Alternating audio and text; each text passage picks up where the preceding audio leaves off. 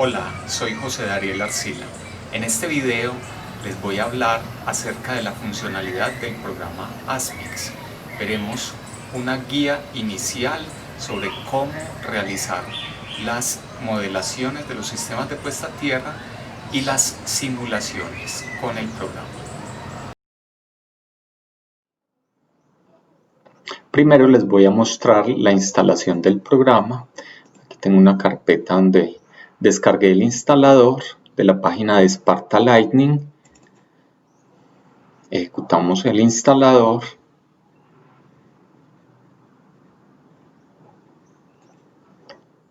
Leemos y aceptamos el acuerdo de licencia. Ingresamos nuestros datos de usuario.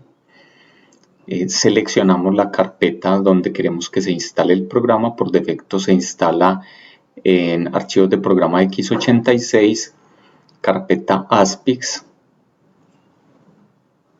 Instalamos el programa. Se avanza en la instalación. Aquí ya se terminó la instalación. Y podemos mirar la carpeta donde se instaló el programa. Esta carpeta tiene el ejecutable del programa, los archivos de configuración, una licencia que trae el programa por un tiempo limitado, los manuales de usuario en inglés y en español y algunas DLLs que requiere el programa. Además, una carpeta con ejemplos de aplicación. Podemos entonces ejecutar el programa. Aquí me aparece que la licencia no es válida. Entonces voy a proceder a cargar una licencia válida. Podemos solicitar estas licencias pues comprándola, escribiéndola al email de Sparta Lightning. Podemos cargar la licencia.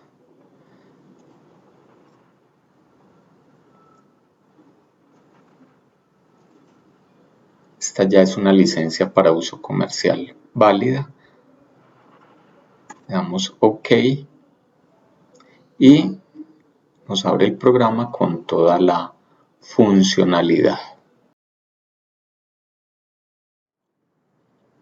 Este programa es el ASPIX versión 3, como podemos ver en esta pantalla.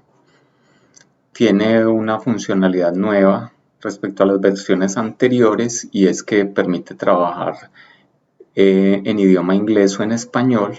Aquí lo voy a configurar en español. Tiene sus manuales de usuario tanto en inglés como en español, donde podemos ver pues toda la funcionalidad del programa y consultar en caso que tengamos alguna duda sobre la operación del mismo. En el menú de archivo podemos abrir, guardar como, crear proyectos nuevos, importar datos o salir del programa. Entonces veamos aquí abrir. Siempre que vamos a abrir un archivo nuevo, nos pregunta si queremos guardar el proyecto actual. Vamos a decirle en este caso que no, porque está vacío. Voy a abrir uno de los ejemplos que tiene el programa. Entonces, este es uno de los casos que aparecen en el anexo B de la IEEE 80. También podemos pues guardar este archivo donde queremos mediante la opción guardar o la opción guardar como para cambiarle el nombre o la carpeta. Y podemos también crear un proyecto nuevo. Siempre, si vamos a crear un proyecto nuevo, entonces el programa nos pregunta si queremos guardar los datos del proyecto que estamos trabajando actualmente. Entonces le decimos que queremos iniciar un proyecto nuevo, ya el programa nos queda en blanco.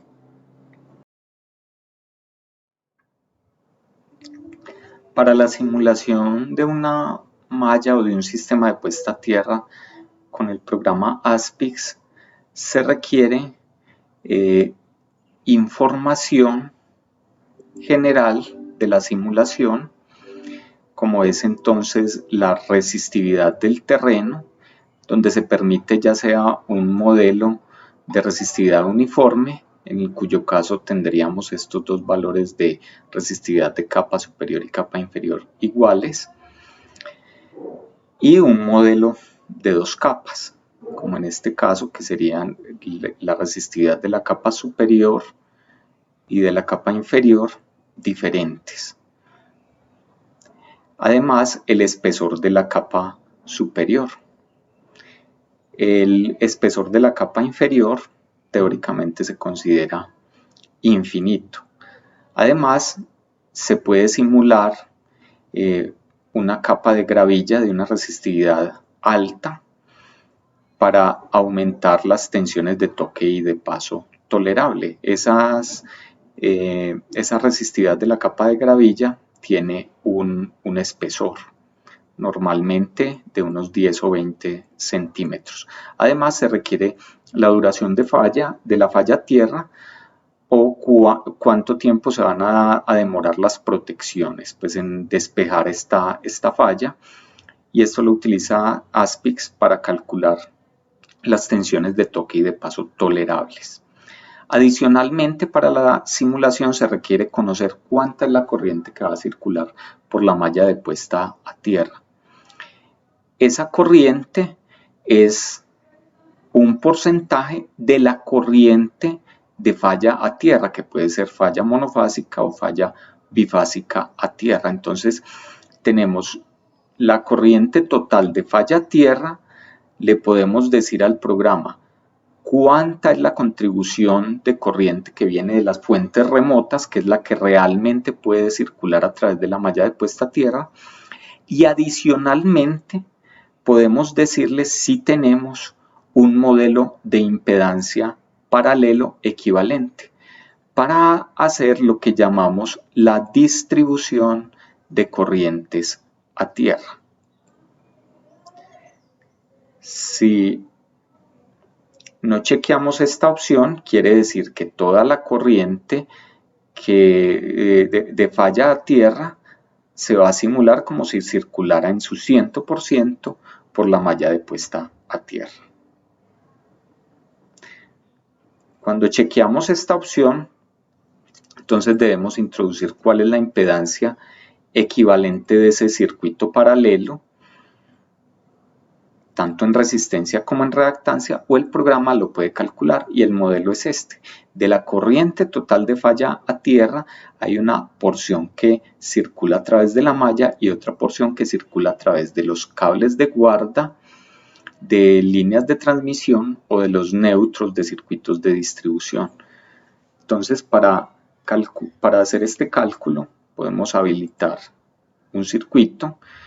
El programa nos va a ayudar a calcular la resistencia y la reactancia equivalente de ese circuito, para lo cual se requiere introducir cuál es la resistencia de puesta a tierra, por ejemplo en este caso de cada una de las torres o de los postes de redes de distribución, la resistencia de puesta a tierra de la última torre, de la más lejana, de la más alejada de la subestación, la impedancia de cada uno de los segmentos, o sea, de cada uno de los vanos de la línea de transmisión, que pueden ser vanos de 100, 200 metros. El programa también puede calcular la impedancia de ese vano, el número de segmentos o el número de vanos que va a tener el circuito de transmisión o de distribución, y el número de circuitos idénticos que vamos a tener en paralelo. La impedancia del segmento también la podemos calcular teniendo en cuenta la resistividad promedio del terreno, cuál es la altura del cable de neutro o del cable de guarda, cuál es el radio de ese conductor, su resistencia en ohmios por kilómetro, y la longitud que tiene cada segmento. Por ejemplo, 200 metros calculamos, y aquí nos dice cuál es la impedancia que tiene cada uno de los segmentos. Ya teniendo la impedancia de los segmentos y los otros datos, podemos calcular la impedancia equivalente de ese circuito, le decimos guardar, y aquí en este caso ya nos aparece entonces que la corriente de falla a tierra se va a distribuir entre la malla y una impedancia equivalente que calculamos. Podemos hacer el cálculo incluyendo hasta 4 tipos de circuitos diferentes. Puede ser que algunos sean, por ejemplo, circuitos de distribución, otros circuitos de transmisión con parámetros diferentes. Le decimos guardar y aquí ya podemos guardar los ajustes para la simulación. La información adicional que se requiere es la geometría de la malla. Esta geometría está compuesta por lo que son los conductores horizontales y las varillas. Se pueden ingresar de manera individual o en conjunto. De manera individual, cada conductor horizontal tiene sus puntos X y Y iniciales y finales. X1, Y1, por ejemplo, inicia en el punto 0, 0 y termina en el punto 10, 0. H es la profundidad de enterramiento, por ejemplo, 60 centímetros, 0.6 metros, y R es el radio del conductor, por ejemplo, 5 milímetros. Vemos aquí el conductor horizontal creado. También podemos ingresar la varilla que tiene unos parámetros XY donde está ubicada, por ejemplo en el punto 10, 10, una longitud de la varilla de 2,4 metros, una profundidad de enterramiento del punto superior, por ejemplo en este caso de 0,6 metros, y un radio también de 5 milímetros. Guardar, refrescamos la vista en planta y aquí nos aparece la varilla. Voy a eliminarlos para mostrar la otra opción de ingresar los datos geométricos, que es en conjunto creando una malla, por ejemplo, una cuadrícula con un número de celdas determinadas. Esa es una opción de malla rectangular. Ingresamos el punto inicial, un ángulo de inclinación, que en este caso lo vamos a dejar en 0, la longitud que tiene esta malla en la dirección X y en la dirección Y, por ejemplo 20 metros, el número de cuadrículas, digamos 5 cuadrículas en X y 5 en Y, la profundidad de enterramiento de los conductores y el radio de los conductores. Refrescamos y aquí aparece la malla, podríamos verla también en 3D.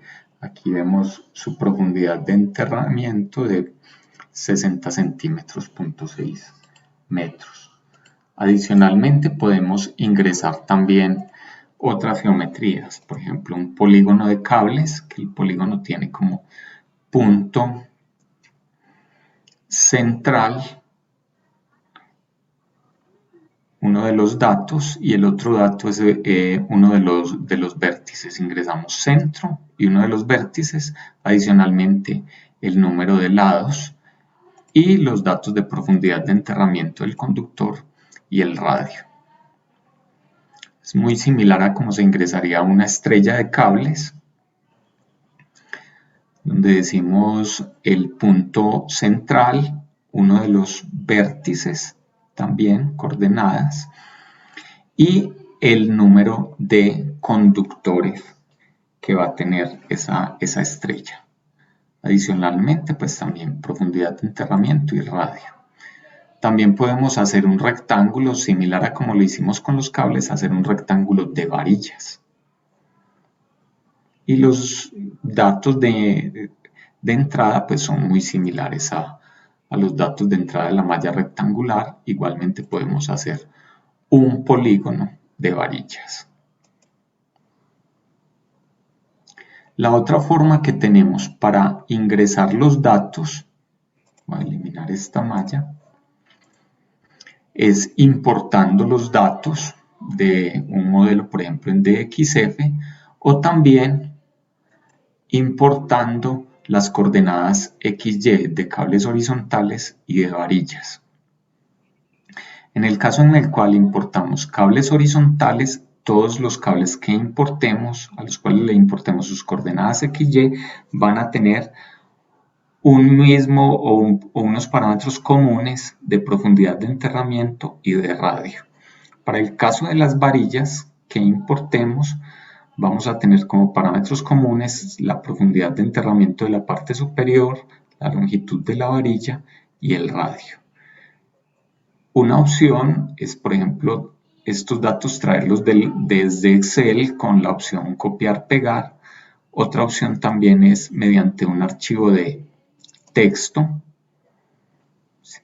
separado por espacio o separado por comas. Podemos importar los datos. Vamos a importar esta malla, vamos a refrescarla y aquí acabamos de importar esos datos XY desde un archivo de texto. Podemos editar los conductores y vemos que se importaron con los parámetros comunes que se tenían en la opción. Igualmente las varillas se importaron también con esos datos comunes.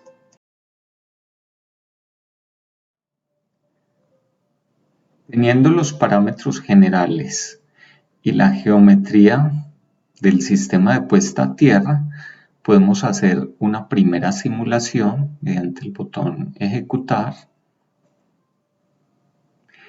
En esta simulación podemos ver unos resultados iniciales donde ya tenemos el valor de resistencia de puesta a tierra.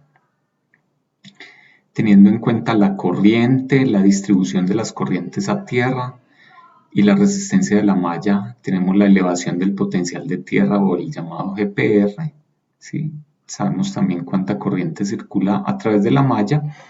El programa también nos calcula las corrientes de toque y de paso tolerables para personas de 50 o 70 kilogramos de acuerdo con la IEEE 80. Y hasta el momento el programa nos dice que la tensión de toque y la tensión de paso calculadas en la malla de puesta a tierra dan un valor igual a 0. Esto es porque aún no le hemos definido cuál es el área o cuál es la región donde vamos a calcular las tensiones de toque y de paso. Lo más normal es que calculemos esas tensiones de toque y de paso en el área cubierta por la malla. Tenemos dos opciones de hacer los cálculos. Uno es mediante áreas, donde esas áreas son rectangulares. Le decimos dónde empieza cada una de esas áreas y cuántos puntos se van a calcular en la dirección X, en la dirección y cada cuánto se van a calcular esos puntos. Miremos, entonces creamos una nueva área de graficación. Decimos que el punto inicial puede ser el punto inicial de la malla, el punto 00, punto inicial en X, punto inicial en Y, donde dice resolución para las gráficas de tensiones de toque y paso. Le decimos cada cuánto queremos que nos haga el cálculo de tensiones de toque y paso. Si queremos una gráfica muy detallada, podemos decirle que lo haga cada 25 centímetros en mallas muy grandes. Es recomendable pues hacerlo cada 50 centímetros o cada metro. Digamos, en este caso vamos a hacerlo cada 25 centímetros, entonces para cubrir hasta los 20 metros necesitaríamos un total en X y en Y de 81 puntos. 4 puntos por cada metro más el punto inicial. Vamos a guardar y ahora sí podemos ejecutar el programa. Y ya en los resultados vemos que obtenemos tensiones de toque máximas calculadas en el área donde le dijimos al programa. Igualmente tensiones de paso. Y podemos ver las gráficas de tensión de toque en 3D, tensión de paso en 3D, tensión de toque en 2D, ya vemos la vista en planta entonces de la malla y las tensiones de toque y una escala a la derecha donde nos dice cada color a qué tensión corresponde. Entonces vemos por aquí los puntos más críticos aparecen en las esquinas de la malla o en la última cuadrícula. Y en la región central aparecen unas tensiones de toque bajas. Igualmente podemos ver también las tensiones de paso. Esta es una forma de hacerlo. Otra forma de calcular las tensiones de toque y de paso es ya no en un área, sino en un perfil. Entonces decimos que vamos a crear un nuevo perfil. El perfil es una línea a través de la cual calculamos esas tensiones de toque y paso. Podemos decirle cuál es el punto inicial, por ejemplo, 0, 0. Vamos a hacer un perfil, por ejemplo, de 100 puntos cada 25 centímetros. Separación de 25 centímetros entre puntos y con un ángulo de 45 grados. Le decimos guardar. Mediante este icono podemos ver la vista en planta de la malla y de ese perfil. Podemos crear varios perfiles, cuantos perfiles sean necesarios. Es otra forma de calcular. Aquí podemos decirle, voy a deshabilitar el área para que no me la calcule, que calcule solamente el perfil. Entonces aquí nos diría cuál es la tensión de toque y la tensión de paso en ese perfil. Y en los resultados lo que se obtiene es la tensión de toque y tensión de paso máxima, donde la estamos calculando, ya sea en las áreas, en los perfiles o en ambos. En este caso nos está dando como resultado tensión de toque y tensión de paso máxima en este perfil. Le chequeamos el área, la habilitamos. Entonces en este caso nos daría un resultado de tensión de toque y tensión de paso máxima en esa área que calculamos y adicionalmente en ese perfil.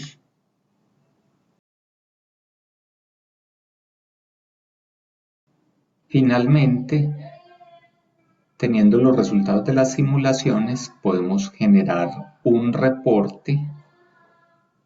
Aquí vemos el reporte que contiene los datos generales de la simulación, los datos de los conductores y varillas en caso que se hayan simulado de manera individual, los resultados, el resumen de resultados y también las diferentes gráficas de la malla, gráfica de la planta y de la malla y los perfiles, de la malla en 3D, resultados de tensiones de toque y de paso en 3D y en 2D, y además tensiones de toque y de paso en los perfiles. Este reporte podemos exportarlo a Excel, a PDF y también a Word. Gracias por ver este video, espero que les haya gustado. En la descripción pueden encontrar los enlaces para descargar el software. Adicionalmente me pueden contactar para alguna inquietud adicional relacionada con el funcionamiento del programa. Gracias.